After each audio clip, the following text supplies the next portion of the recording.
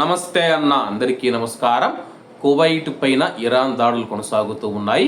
సోమవారం అర్ధరాత్రి నుంచి తెల్లవారుజామున వరకు కూడా కువైట్ పైన ఇరాన్ దాడులు కొనసాగించిందని చెప్పేసి కువైట్ రక్షణ మంత్రిత్వ శాఖ ఒక ప్రకటనలో తెలిపింది. అలాగే గడిచిన 24 గంటల్లో ఏం జరిగిందని చెప్పేసి రక్షణ మంత్రిత్వ శాఖ ప్రకటించింది. కువైట్లో గత 24 గంటల్లో కువైట్ గగనతలంలోకి తీసుకువచ్చిన 14 ఇరాన్ బాలిస్టిక్ క్షిపణులను మరియు 12 డ్రోన్లను సాయుధ దళాలు గుర్తించి అడ్డుకున్నాయని చెప్పి రక్షణ మంత్రిత్వ శాఖ ప్రకటించింది. సాయుధ దళాల శిబిరాల్లో ఒక దానిపైన కొన్ని క్షిపణులు దాడి చేశాయి. ఈ ఘటనలో 10 మంది సైనిక సిబ్బంది గాయపడగా వారికి ప్రస్తుతం చికిత్స అందిస్తూ ఉన్నామని చెప్పి, అలాగే ఆ ప్రదేశంలో ఆస్తి నష్టం కూడా జరిగిందని చెప్పేసి రక్షణ మంత్రిత్వ శాఖ అధికార ప్రతినిధి కల్నల్ స్టాఫ్ సౌత్ ఆల్ అత్వాన్ గారు మీడియా సమావేశంలో తెలిపారు.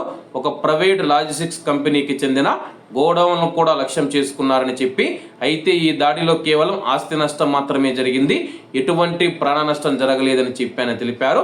ఫిబ్రవరి 28 నుంచి ఇప్పటి వరకు మొత్తం 307 బాలిస్టిక్ క్షిపణులు, 2 క్రూయిజ్ క్షిపణులు, 616 డ్రోన్లను గుర్తించినట్లు ఆయన పేర్కొన్నారు.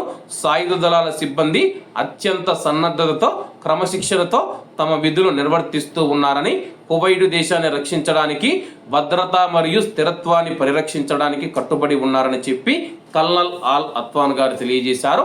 అలాగే నిన్న ఆదివారం జరిపిన దాడుల్లో మనం చూసుకుంటే ఒక భారతీయ కార్మికుడు కూడా మరణించడం జరిగింది.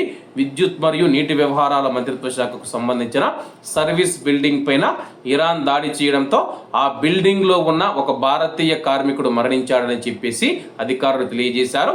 కాబట్టి కువైట్లో ఉన్న భారతీయులు సైరన్లు మోగుతూనే, మీ యొక్క మొబైల్కు ఎమర్జెన్సీ అలర్ట్లు వస్తూనే సురక్షితమైన ప్రాంతాలకు వెళ్ళండి.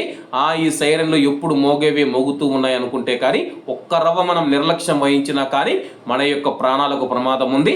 కాబట్టి అందరూ జాగ్రత్తగా ఉండాలని కోరుకుంటూ, అందరూ బాగుండాలి, అందులో మనం ఉండాలి. అందరికీ నమస్తే అన్న, జై హింద్.